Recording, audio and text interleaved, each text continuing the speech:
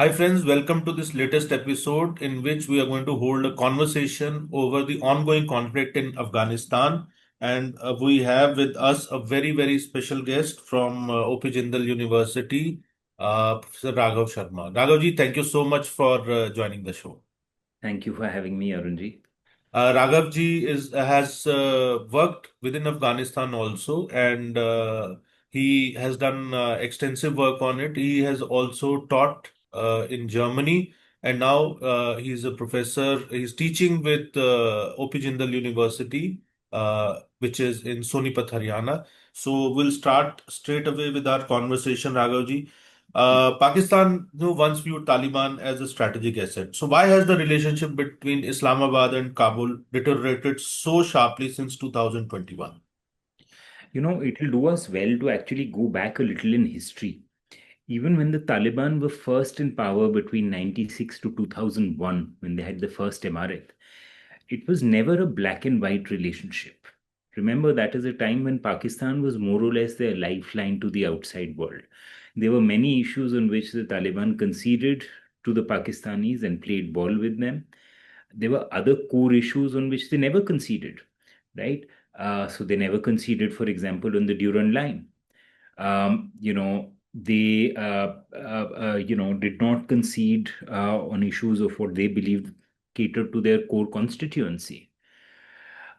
Similarly, when you look, and also in 96, 2001 period, there was this whole talk of Pakistan acquiring strategic depth in Afghanistan, right? And what we see is that far from Pakistan acquiring strategic depth, a plethora of Islamist groups that had been nurtured by the Pakistani state, bankrolled by the West, they eventually acquired reverse strategic depth in Pakistan.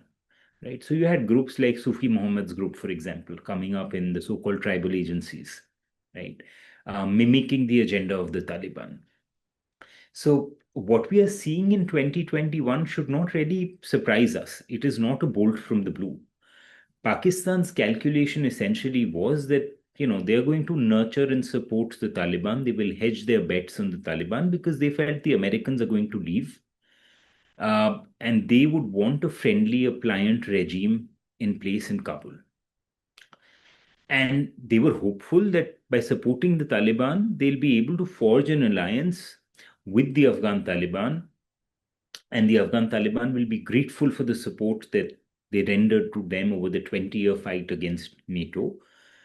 And they would subsequently, once in power, deny space to Islamist groups or strategic assets that the Pakistani state had nurtured, which, were no longer the good boys, because they were training their guns in the Pakistani state. Clearly, that didn't pan out the way Pakistan had imagined, because what we've seen since August of 2021 is that there's a secular increase in the levels of violence that Pakistan has witnessed ever since the Taliban have returned to power.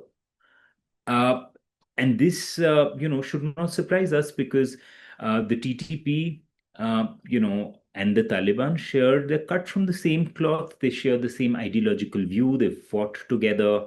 The TTP offered sanctuary to the Taliban in Pakistan's tribal areas when they were fighting NATO. So it was foolhardy for Pakistan to expect that, the Taliban is going to suddenly turn their guns on the TTP. How are they going to justify it to their ideological constituency? Because the Taliban is also an ideological movement, right?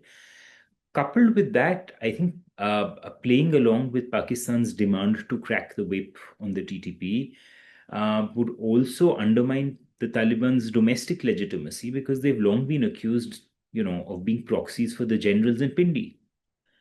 And the Taliban now want to demonstrate that, look, we are in charge in Kabul, and the show is not going to be run from Rawalpindi.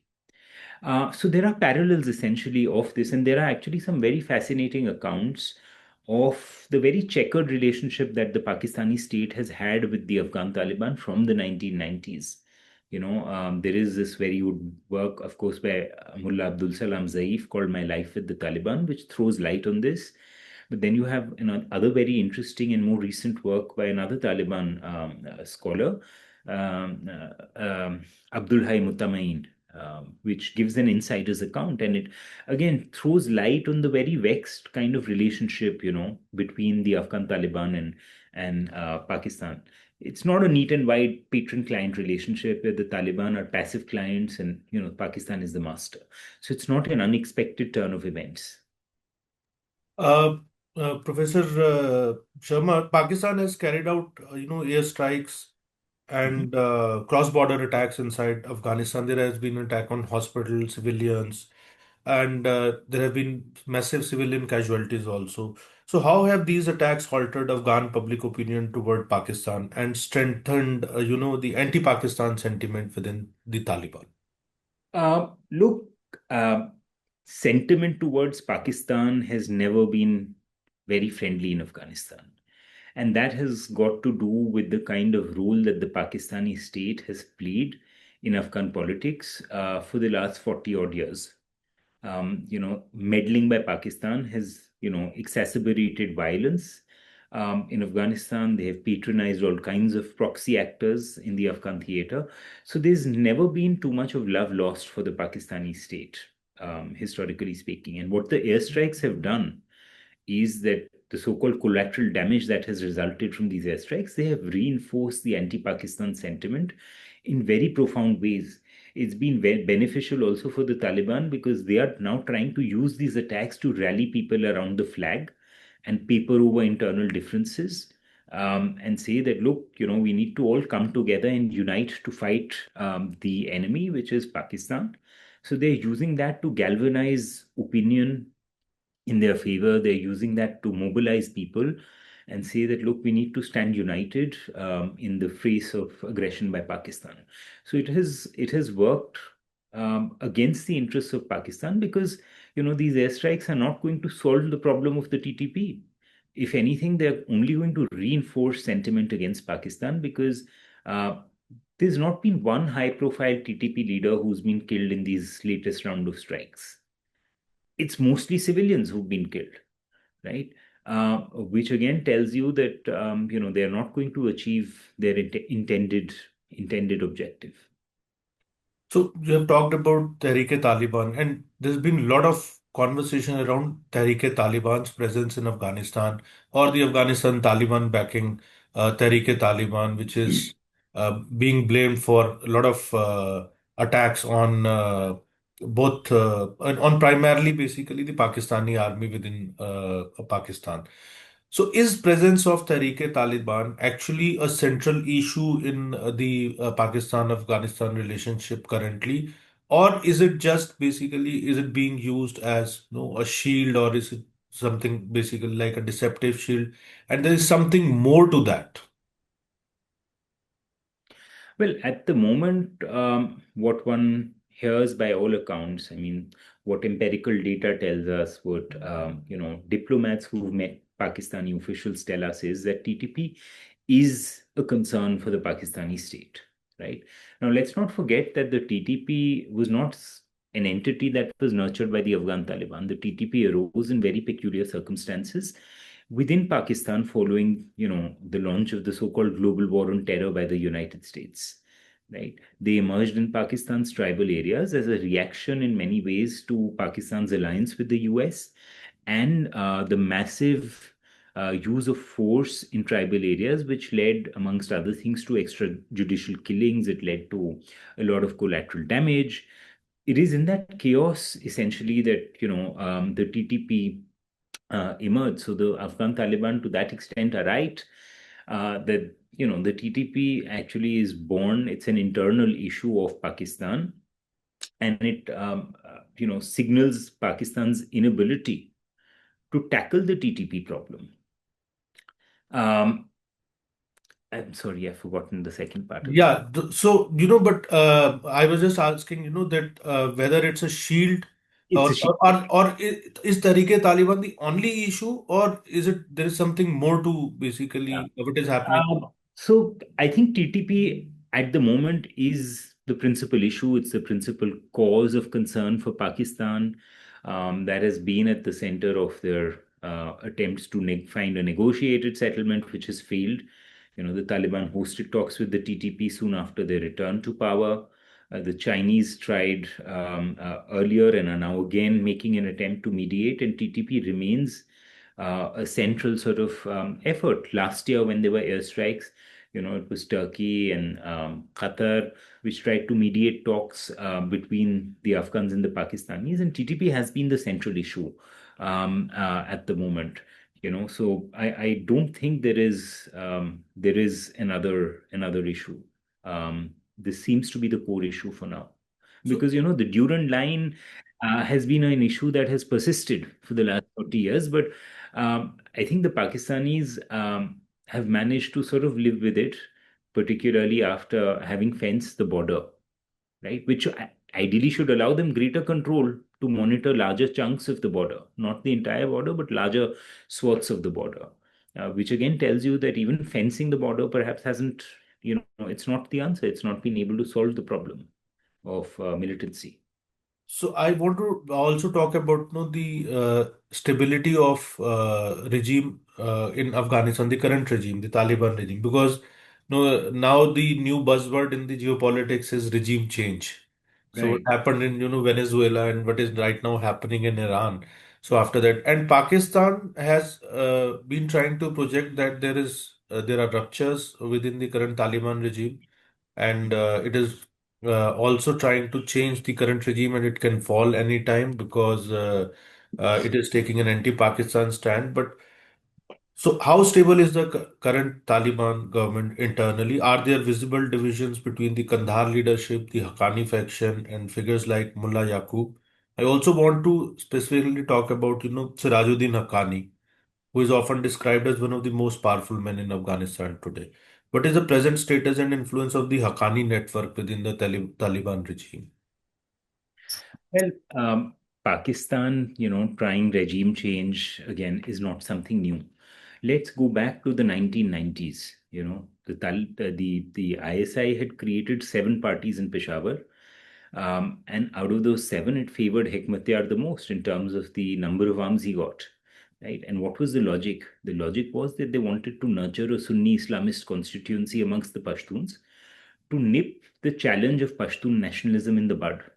Because remember, Pakistan has had a very uneasy relationship with the Pashtuns in the frontier. And that's because the Pakistan Muslim League never had a political base amongst the Pashtuns. Right. So it always had an uneasy relationship despite Pashtuns being recruited in very large numbers in the Pakistan army. Let's not forget 2 of Pakistan's 4 martial law administrators were Pashtun generals. Yet, they have an uneasy relationship with the Pashtuns. And with all the rhetoric and the, irredentist propaganda emanating from Kabul under the monarchy, etc., it was no surprise that when Pakistan got the opportunity finally in the 1980s to intervene, they denied space to all royalist and all Pashtun nationalist parties. They favored Sunni Islamist parties amongst the Pashtuns, and they encouraged, therefore, Hekmatyar. Right? But when Hekmatyar failed to deliver, they essentially, were upset that the Northern Alliance was in charge, which was backed largely by Iran, Russia, and India, and Tajikistan to a certain extent. They started then, slowly recalibrating support away from Hekmatyar to the Taliban when they emerged in the 90s, and the Taliban emerged out of the chaos of the Afghan civil war. And by 96, essentially, the Taliban were in charge, and it's fairly well documented that Pakistan played a seminal role in adding momentum to their military ascent to Kabul in 1996. Um, Today, essentially, you have a situation where the Taliban are in charge. They were nurtured by the Pakistanis for 20 years, but they are not towing the line as far as the Pakistani state is concerned, right? Remember, till the Taliban were, an insurgent actor, and you had the Republic. The discourse in Pakistan was that India has 4 consulates in Afghanistan. They are using that essentially to foment both the Baloch insurgency, but also to fund the TTP. India was gone, right? Our footprint vanished. The TTP insurgency should have abated. It's intensified. So it tells you that that was all hoax. Uh, but basically, what you've had ever since is that Pakistan has been trying to, of course, both accentuate or sharpened cleavages within the Taliban, which are existent, and I'll just talk about them. But it's also taken recourse to its old playbook, which is support another spoiler, right? For long, there's been a lot of buzz about the Islamic State, or the Daesh as it's called, being backed by the ISI, the Team B of the ISI. And that's increasingly been confirmed now in the public domain, with reports filtering in of, the ISIS or sections of the ISIS enjoying patronage from the ISI. Why? Because they, don't see the Taliban delivering on what the Pakistanis wanted. Right. And not just the Daesh, the Pakistanis, interestingly, have also been making a concerted effort to have an outreach to the so called opposition, right, which is fragmented in its own right, has its own crisis of legitimacy.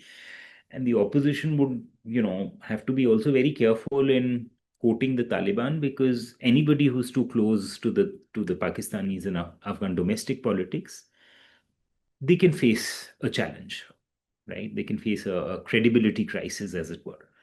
Plus, at the moment, the opposition is too fragmented for a multitude of reasons. But as far as the Taliban is concerned, we have to remember that this Taliban 2.0, it's similar in many ways to 1.0 in terms of their ideological orientation, in terms of certain attitudes that they have vis-a-vis women's education, their right to work, so on and so forth.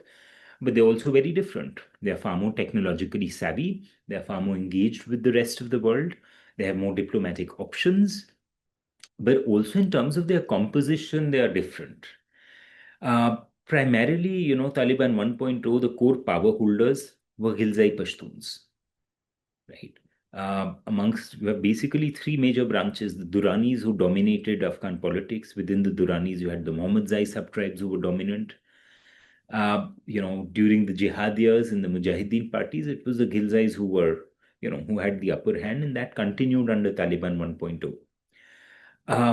This time around, what you have is quite interesting. You have essentially not so much the Ghilzais actually dominating, but you have the Zadrans, that is the Haqqanis, right? And Zadrans have traditionally been a group which have, they've been far removed from the vestiges of power, concentrated largely in southeast Afghanistan, in the Loya Paktia region. They were regarded as a rural, rustic lot, so to speak.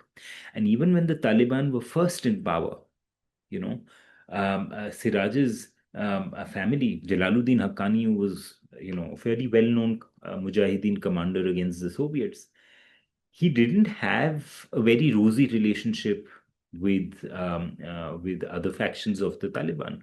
He very reluctantly accepted an alliance with the advancing Taliban from the south, apparently mediated by Osama bin Laden. But even when he was integrated, he got a very inconsequential ministry, border and tribal affairs, despite him holding fort against Ahmad Shah Massoud. Everybody thought he might be made Minister of Defense. It never happened. Today, the power equation has changed.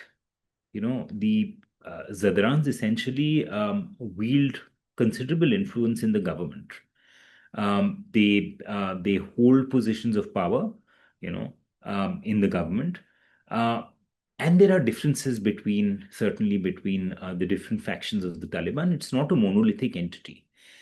We've seen that difference play out sometimes publicly in the form of criticism that Siraj Haqqani has made against the Kandahar leadership for monopolization of power. We've seen their deputy foreign minister, Stanakzai, being eventually forced to flee the country because otherwise there were fears he'll probably be put under house arrest.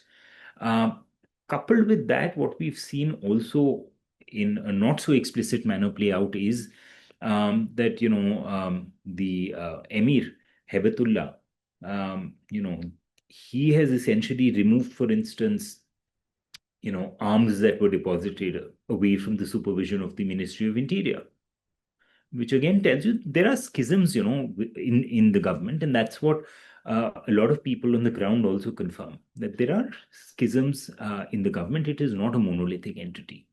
But having said that, it's important to keep in mind that while there are schisms, the Taliban are going to try their level best essentially to not let these schisms scuttle the larger goal of the movement, which is to maintain their grip on power.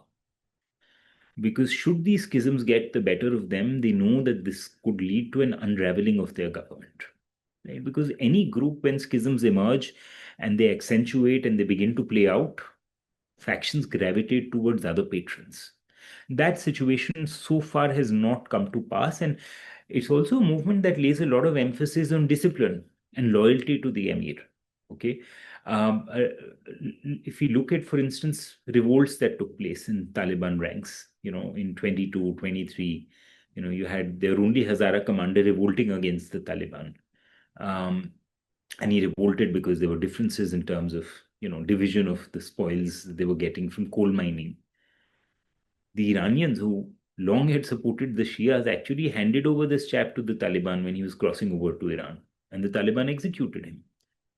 Right? The Uzbek and the Tajik commanders who were, in the West, who were upset with the power distribution in the Taliban, they have essentially pacified them. Right? So they are not going to allow dissent and these schisms essentially to come out in the open, right? But this should not. What this should tell us is that yes, it's not a monolithic movement. There are schisms within the movement, but at the moment they're trying their level best to not let these get the better of them, because they know that this could be potentially threatening essentially to the life of the Taliban government. So, we have recently seen talks. It has been reported that there have been talks between Pakistan and Afghanistan, with Beijing playing role as a mediator. And increasingly, we see China trying to mediate between Pakistan and Afghanistan. So now, what is China's play basically in this whole, theater which is happening? Or as you know, what we call, it's a very often used term, the great game, which is, or the new great game, we might say. So, what is China's play? Is it looking at this whole situation only through the prism of security, or there are economic aspects involved? Because China is known to be focusing on taking away the natural resources or the minerals away from most of the countries where it has set up its footprint. So, if you could decode, uh, you know, in light of these talks, that what is China's play in this? So I'll say two things again over here. One, again, go back, rewind a little in time. The Chinese, while they never recognized the Taliban, have historically had one of the best working relationships with the Taliban. They've always kept the door open via Rawalpindi.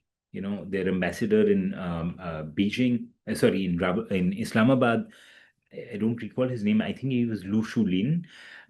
He was the only Chinese envoy to have actually met Mullah Omar, right? Huawei, which has been in the middle of a trade war with the US, they had contracts to install landlines, right? As did ZTE, right? You had delegations from their think tanks visiting Afghanistan. They were at the cusp of forging other agreements when 9/11 happened. The difference is that this time, earlier they had kept the door open via the ISI. Today, the equation has changed to the extent that the Chinese, much to the chagrin of the Pakistanis, are saying, look, we'll mediate talks between Pakistan and Afghanistan, which tells you, how rapidly the equation essentially has changed, right? In terms of China's interests, there's a lot of talk about the Chinese, going in for minerals, going in for other things. Yes, they're interested in rare earths. They're interested in getting access to copper. They're interested in getting access to gold. But the primary concern essentially of the Chinese is security, right? Only when there is security will the Chinese actually put their money where their mouth is. Until that time, they're not going to invest big time. If you recall, when the Taliban had taken power, the Taliban, I think, spokesperson Zabiullah Mujahid had given an interview to an Italian magazine where he said our primary economic partner is going to be China. Right? The Chinese foreign minister made a very high-profile visit to Kabul soon after the takeover of the Afghan Taliban. And there were a lot of expectations that the Chinese are going to invest big. They won contracts to extract oil. There was talk of revival of the Mes Aynak project, which is the biggest copper project. But till date, not an ounce of copper has been mined, right? Which again tells you that, while physical attacks, levels of violence may be down, the Chinese are not investing. And why? Because, any big ticket investment requires a stable political environment. It also requires some clarity, although the Chinese are fairly adept at, operating in high risk environments, but you need still some legal clarity. There's no legal framework, right? Coupled with that, what you have is essentially, the Chinese projects of gold mining in Badakhshan being targeted. Why? Not because the opposition is active, but because local commanders who had a cut in the mining, they've been left out. So they are interested essentially in ensuring foremost that there is security in the sense that, there is no ideological contagion from Afghanistan, right? Yes, few hundred Uyghurs are there. They have links with the Taliban, but can they launch a physical attack on China? No, because the Wakhan corridor, which is the very tiny strip of land that abuts China, is very rugged. It's very mountainous. The border is heavily sealed and monitored. So there's no possibility of a direct physical attack that they could stage. What is more challenging for China is the problem of ideological contagion, right? And they are not so concerned in terms of who rules Afghanistan or what happens in Afghanistan. They are, I believe, more concerned about what will happen if instability is there in Afghanistan, and that instability spills over to other neighboring countries where the Chinese have big investments in the BRI, right? Be it Pakistan, be it the Central Asian republics. How will they be impacted? So, yes, they have interests, economic interests, but those interests are secondary to security. So, you talked about Central Asia also, and though I wanted to, talk about India finally, but I'll come to India and India's role in Afghanistan.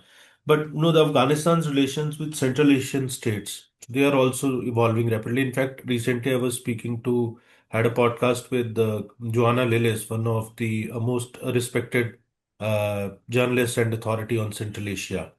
So she did express, that now there is increasing concern about the spillover effect of radicalization and the conflict which is happening in Afghanistan to Central Asia also. And as you rightly mentioned, China has a huge presence there, and India is also developing a very keen interest in trying to increase its footprint. US is already there, and it is Russia's backyard. So Central Asia becomes very important. Hmm. Now, if we look at Afghanistan's relations with Central Asian states, so especially Uzbekistan, Tajikistan, and Turkmenistan.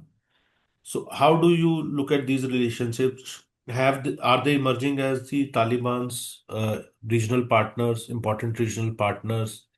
Uh, so it's a very kind of a tricky relationship and very complex. So if you could explain the relationship between Afghanistan's current Taliban regime and the Central Asian republics or Central Asian countries. So kindly, if you can, decode it. All three Central Asian republics are far more connected. They have far more robust economic ties to Afghanistan today than they had, 20 or 30 years ago. And that is because there was a conscious effort essentially to build up economic ties between the two sides. Now, Central Asia could actually be sort of moving up the calculus even of the current Afghan government, the interim government led by the Taliban. Why? Because the border with Pakistan has been closed since October, ever since tension started. The pivot towards Iran has been scuttled because of the war in West Asia. So this makes Central Asia very important as an alternative trade conduit for access to markets in Central Asia and onwards to Europe, and for goods also to flow the other way. This ties in with the policy of the Taliban, which actually builds on the policies of the Republic, which is to make Afghanistan a roundabout for trade. Right? So, with two of your major traditional trade routes closed off, the importance essentially of Central Asia is only going to go up, and they've pledged actually to increase their trade by $5 billion over the next couple of years, which is an ambitious target, and they could very well actually be meeting that target, right? But as far as their relationship with the Afghans is concerned, what we've seen is their response essentially has been fairly, you know, it's not been A, uniform, but B, it's been very different from what the response was when the Taliban first came into power, right? The Turkmens historically, both then and now, have remained largely, ambiguous in terms of their attitude towards the Taliban. They're happy to do business, they're happy to sort of trade, but there is not much in terms of people to people contact. It's one of the most secretive and closed regimes that rules Turkmenistan. So they are interested essentially to continue doing the trade. They'll do business with the Taliban so long as there's no security challenge. And given the fact that even internet access is very limited in Turkmenistan, uh, the ideological problem is like unlikely to move into Turkmenistan in the way it might in Uzbekistan or Tajikistan. Um, the Uzbeks essentially, last time around were supportive of General Dostum, right? They armed him, they kept the opposition going. Um, this time around, the Uzbeks actually have been open to doing business with the Taliban, right?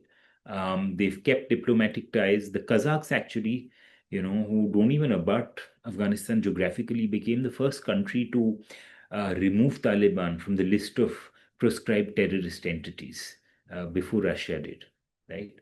And the Uzbeks have even sent delegations to explore the possibility of, restoring and getting the Mazar airport up and running. It was built by the Germans. So the Uzbeks have cautiously engaged the Taliban.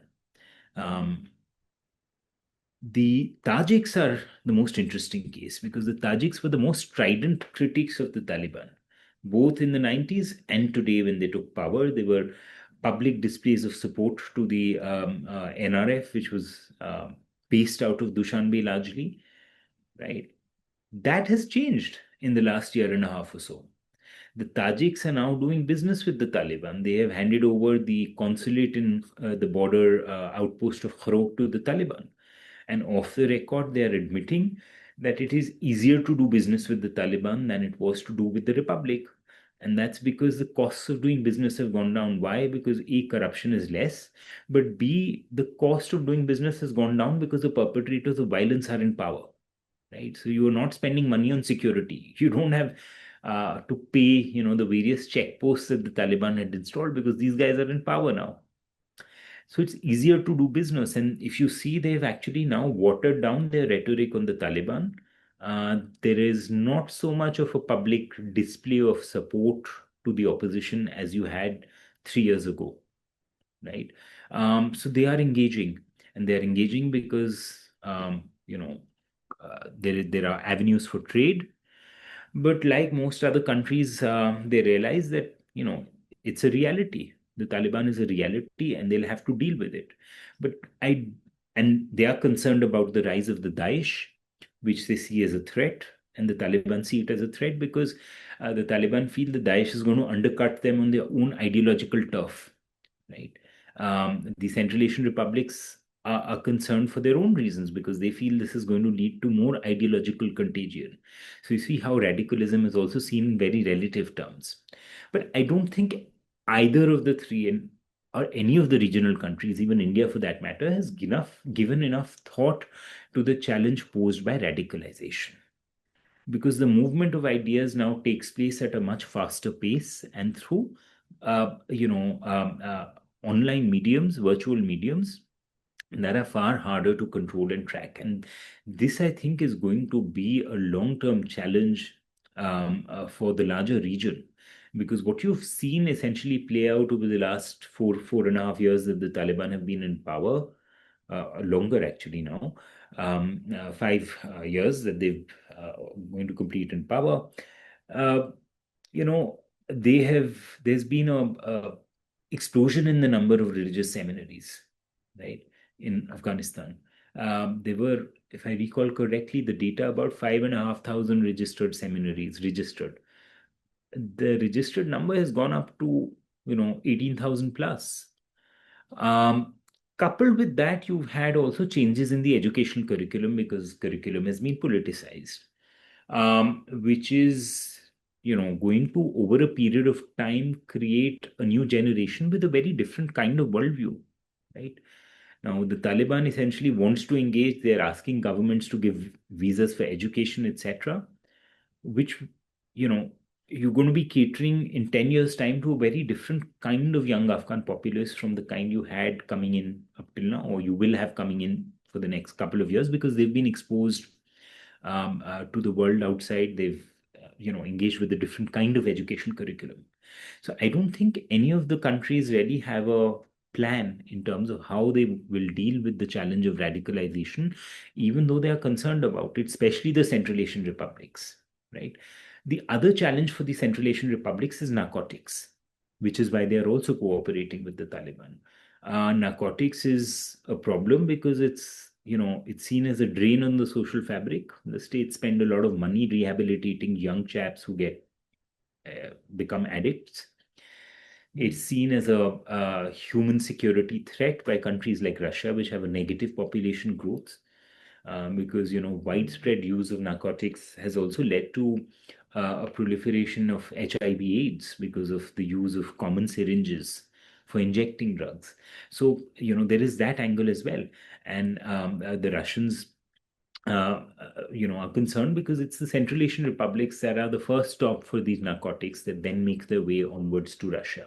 So really, there is for the Central Asians a challenge that of radicalization, be the challenge of narcotics, and they feel that the Taliban at least will be able to contain narcotics because the republic was not very good at doing it, and B, as far as radicalization is concerned, they feel they'll at least help them fight the Daesh. So the physical threat will be fought. But I don't think enough thought has been given to the ideological challenge that they'll encounter at large. And third, of course, as I said, they're better connected economically than they were 30 years ago. There are great prospects for trade.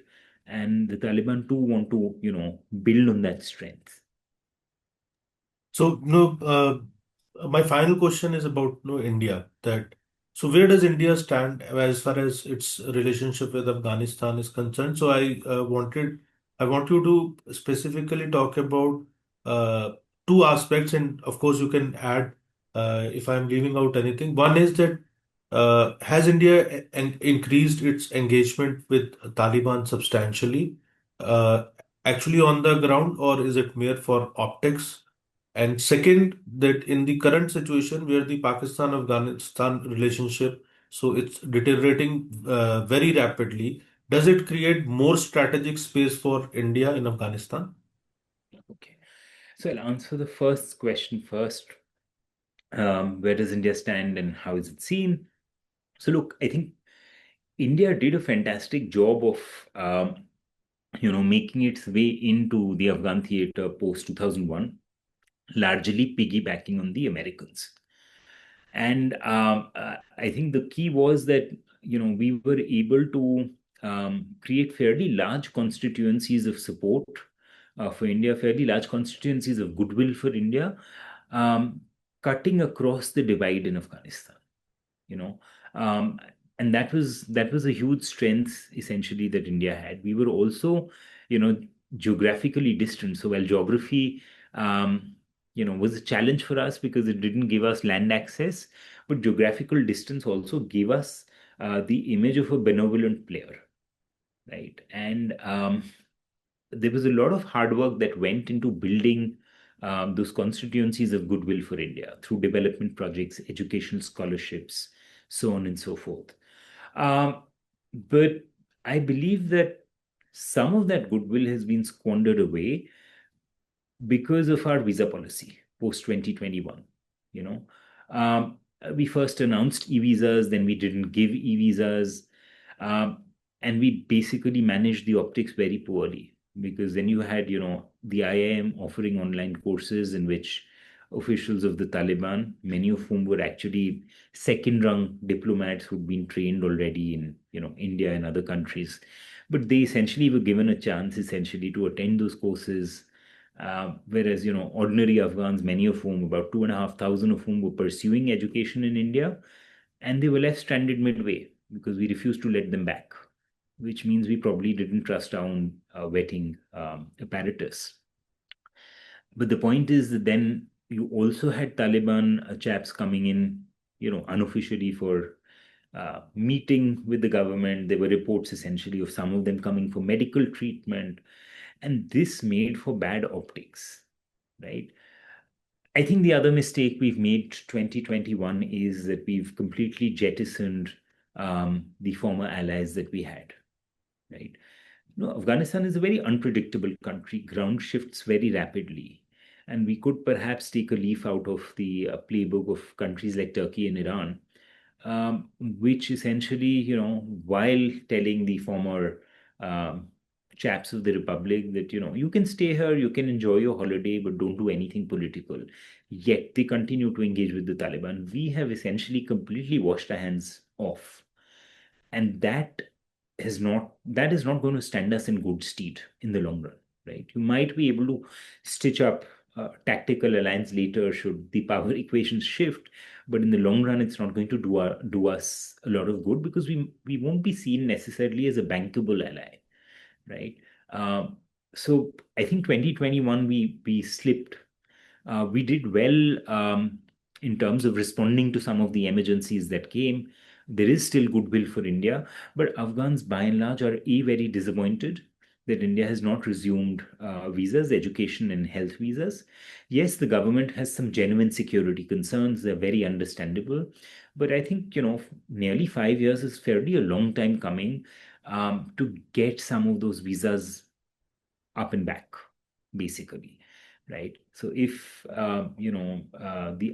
the others can do it, I think so can we. The other thing again to keep in mind is that education is one of the most potent harbingers of change.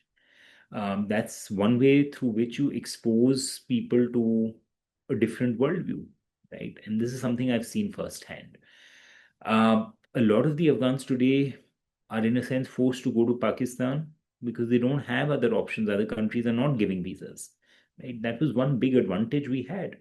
And I think we've really squandered that away. Second, I think, as far as, and this feeds into the second question you asked in terms of, AFPAC tensions and where does India fit in? Yes, it certainly created, these tensions have created more room for diplomatic maneuver by India.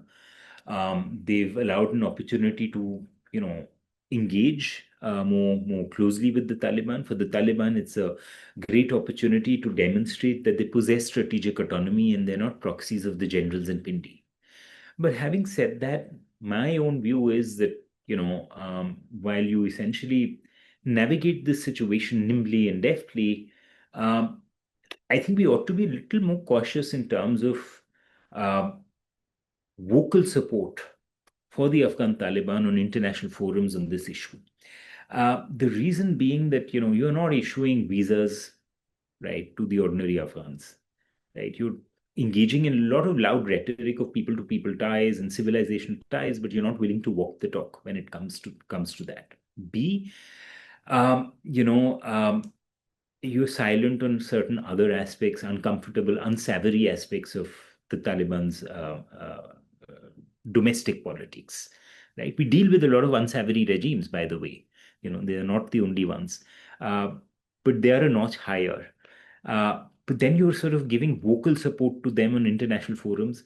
It reeks essentially of opportunism, which makes for bad optics. States ally based on interests, right? But I think you have to be a little smarter about this. Third, we are not a direct geographical neighbor. Pakistan is a direct geographical neighbor. They are a geographical reality as far as Afghanistan is concerned. So they're going to stay. They have economic linkages, they have tribal linkages, they have ethnic linkages, which are going to be there. They will endure, right? And this situation may not last forever. It may change 2 years down the line. So I think we have to, you sort of play along, you maneuver the situation to the way you think is beneficial to the interests of the state. But at the same time, I think states ought to play more smartly by not being so vocal about a regime which has a very checkered track record, uh, both domestically and keeping in mind the fact that no situation is permanent. So one shouldn't sort of uh, you know get yourself into a position that later, should the ground begin to shift, you find again that you have very little room to maneuver. So I think we have to be a little more cautious and not thump our chest so loudly, saying, "Hey, we won," you know. And the third thing I want to say is that you know uh, why we should be cautious on this is, um, we shouldn't sort of give this as an opportunity to critics to argue that, look, the Indians are using Afghanistan as a proxy battleground as they face off with Pakistan to settle scores. Yeah. In the long run, these optics are not going to be helpful for us. And I think therefore we should be a little more cautious in terms of how we manage this. But I think overall, there is still goodwill for India. And if we do some recalibration in terms of how we are doing the people to people bit, which I don't think this government, frankly, is interested in, that could really stand us in good stead. Right. Thank you, Professor Sharma, for decoding this complex issue. And I've observed, as a journalist over the last 3 decades or so, while we continue to focus, in our media outlets and our intellectual conversations about the West and West Asia and the Western Europe and even as far as Africa, we often tend to ignore our neighborhood in our discussions. And thank you, viewers, for watching, and we'll be back soon with another conversation. Thank you so much, Professor Sharma. Thank you.